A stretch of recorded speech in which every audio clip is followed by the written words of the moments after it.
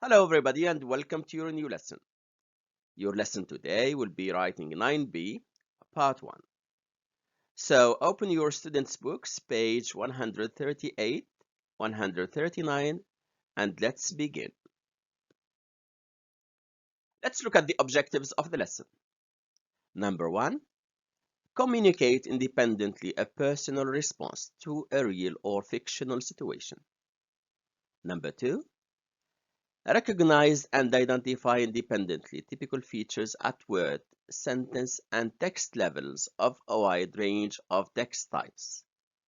Number 3, understand and respond independently to the attitudes or opinions of the writer in longer, more complex texts. We start our lesson with this activity. Pause the video for some time and look at the pictures. Identify what the places are and where they are. If you've finished, let's begin. We begin with picture number 1. Yes, very good.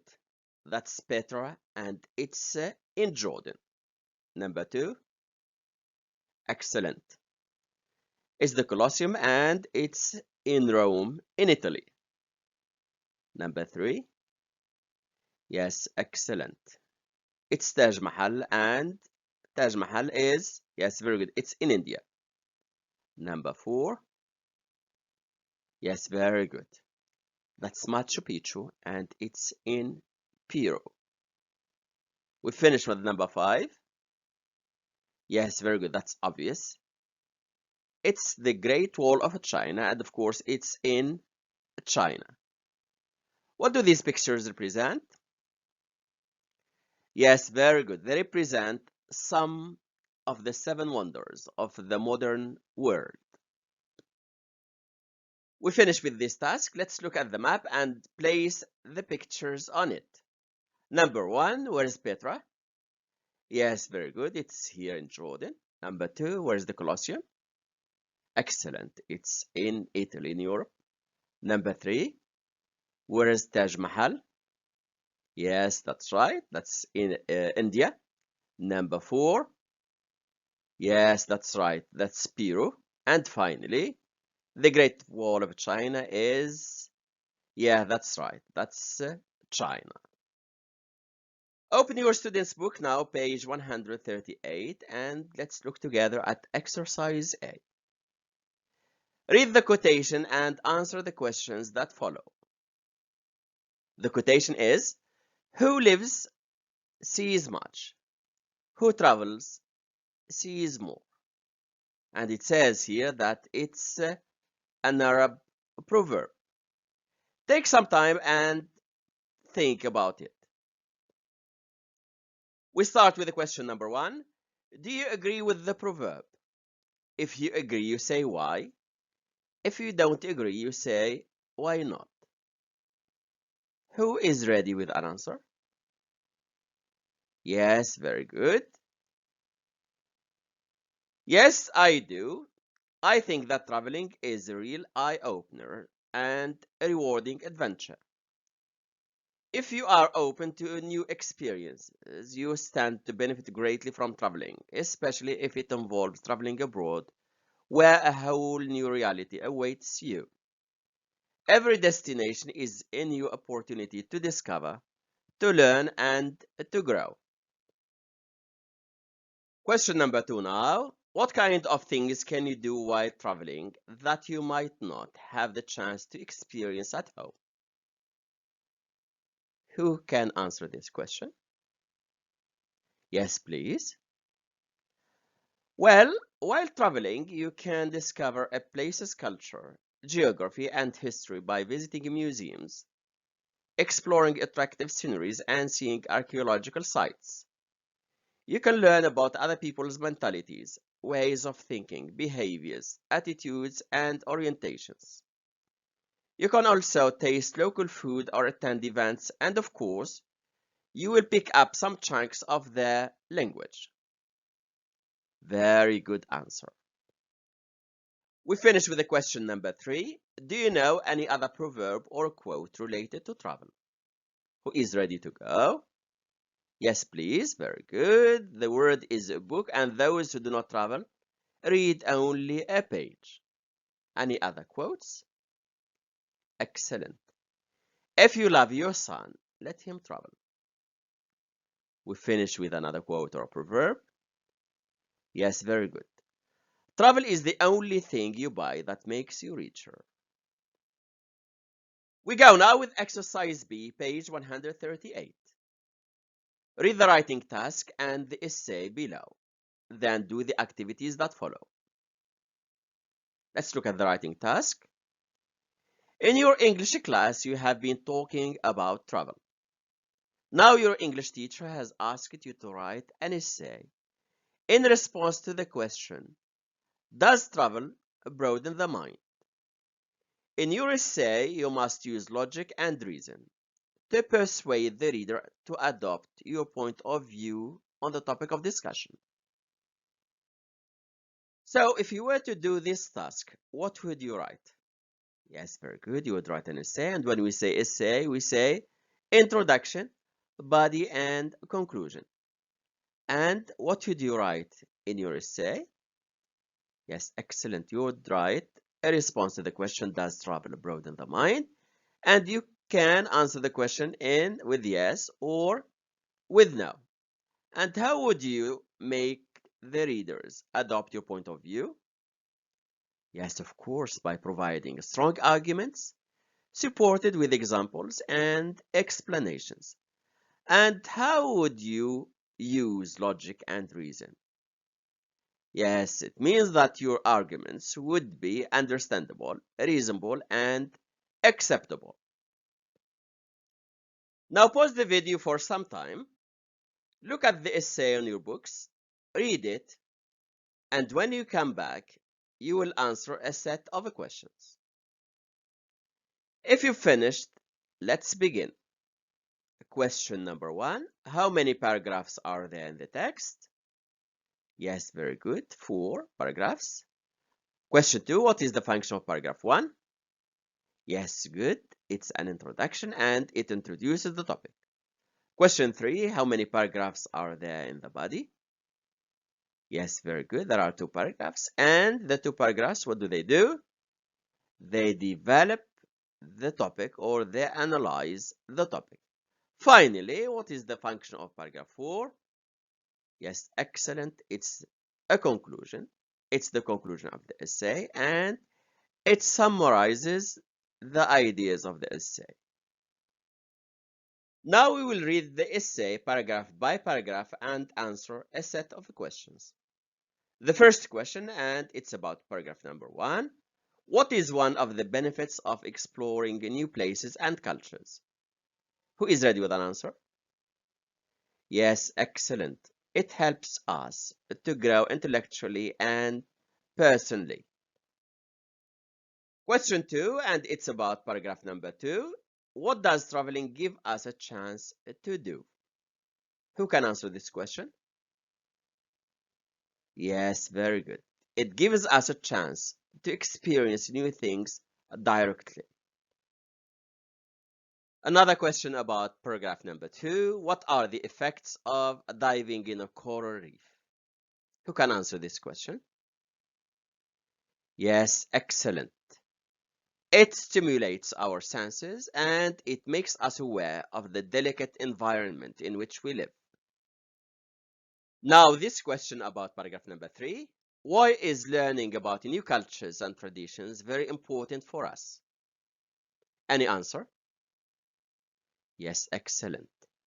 Because it challenges our preconceptions and also because it forces us to think more critically of ourselves.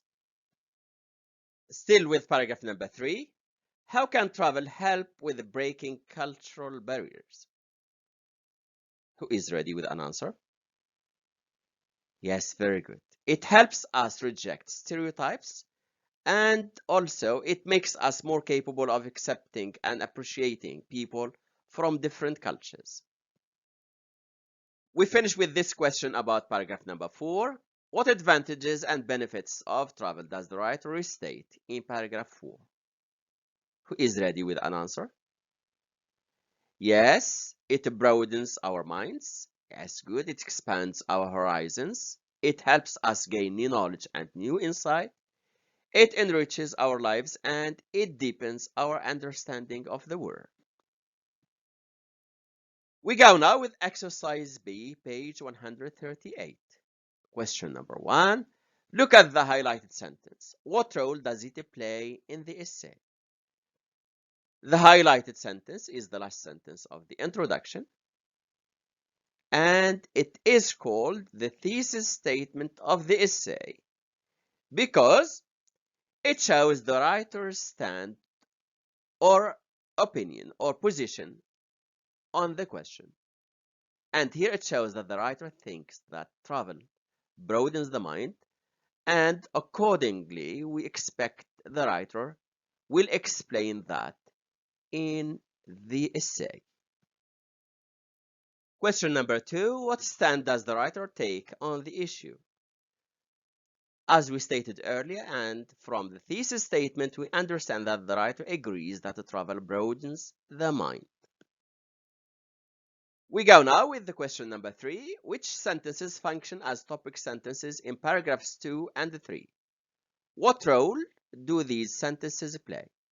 You saw in previous lessons that the topic sentence is generally the first sentence of each paragraph of the body, and that the topic sentences of an essay explain the thesis statement. For paragraph 2, this will be the topic sentence,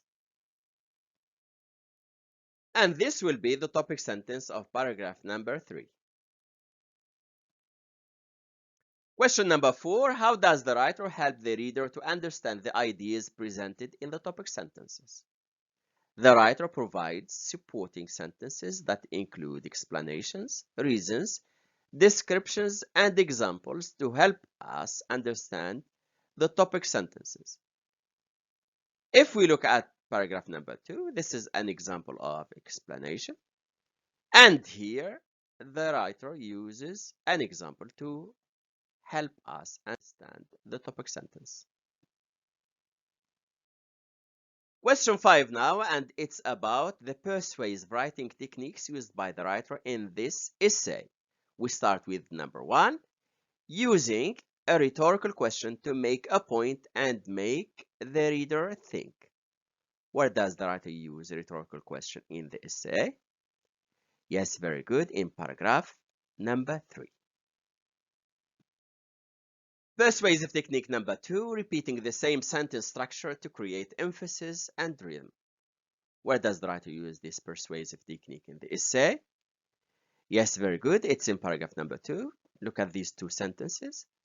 Diving in a coral reef doesn't just stimulate our senses. It makes us aware, etc. And sentence number 2. Seeing the buildings in faraway city doesn't just inform us, it provides us, etc. Persuasive technique number 3, using linking words to show logical progression. And it's all over the text. Paragraph 2 to begin with. Paragraph 3, what is more, and then in a few words. And finally, paragraph 4 to sum up. Persuasive technique number 4, repeating the same word for emphasis. Yes, very good. It's in paragraph number 1. We have more, and then more, and then more. And then we have in paragraph number 4, gain, and again, gain. Persuasive technique number 5, using modal verbs to express necessity. Yes, very good. It's in the conclusion, and the writer uses the modal can and the modal must. Persuasive technique number 6, using the impersonal it to give the impression that something is commonly understood. Yes, very good. It's in paragraph 3. It is perfectly clear, and it's also in paragraph. Yes, very good. In paragraph 4, it is clearly evident. And now it's time for you to do some work on your own. Pause the video for a few minutes and do exercise C, page 139. Rewrite the sentences below using the persuasive writing technique in brackets. If you've finished, let's begin.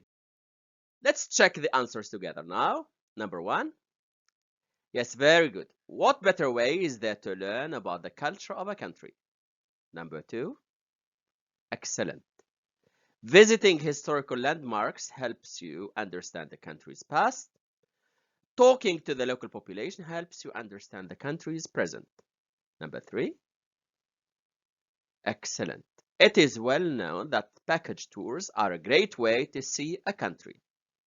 4 now.